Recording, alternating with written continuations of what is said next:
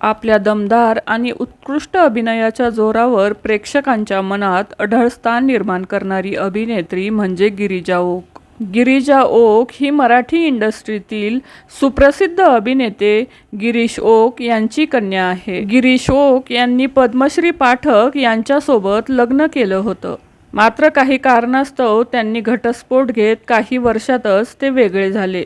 घटस्फोट झाला त्यावेळेस त्यांची मुलगी गिरिजा ही फक्त 17 वर्षांची होती. आई वडिलाच्या घटस्फोटानंतर गिरिजा ओकने पहिल्यांदा एक धक्कादायक खुलासा केला आहे, जो सध्या सर्वांचेच लक्ष वेधून घेताना दिसत आहे. अभिनेत्री गिरिजा ओक म्हणाली की माझ्या आई वडिलांमध्ये बरेच मतभेद होते. त्यांचे काही कारणांमुळे फारसं पटत नव्हतं. या गोष्टी मला माहिती होत्या, पण हळूहळू या गोष्टी इतक्या वाढत गेल्या की त्यानंतर त्यांनी वेगळं होण्याचा निर्णय घेतला. घरातलं वातावरण बदललं होतं. आम्ही रोज त्या त्रासातून जात होतो. मला काय होतंय हे पण कळत नव्हतं. मला अचानक पॅनिक अटॅक यायला लागले.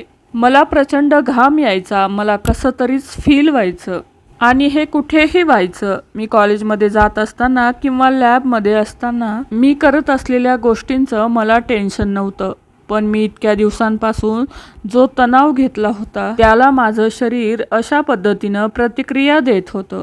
माझ्या मनावर हा तणाव आहे हे देखील मला माहिती नव्हतं. मी जेव्हा डॉक्टरांकडे गेले तेव्हा मी त्यांना विचारलं की मला काहीतरी होतंय, पण मला कळत नाहीये की मला काय होतंय. तेव्हा मला डॉक्टरांनी सांगितलं की मला कुणाशी तरी बोलायची गरज आहे. तेव्हा मी थेरपी आणि मेडिकेशन सुरू केलं. आई वडिलांच्या घटस्फोटानंतर मी कुणाशीच काहीही बोलले नव्हते, कारण काय बोलू हेच मला कळत नव्हतं.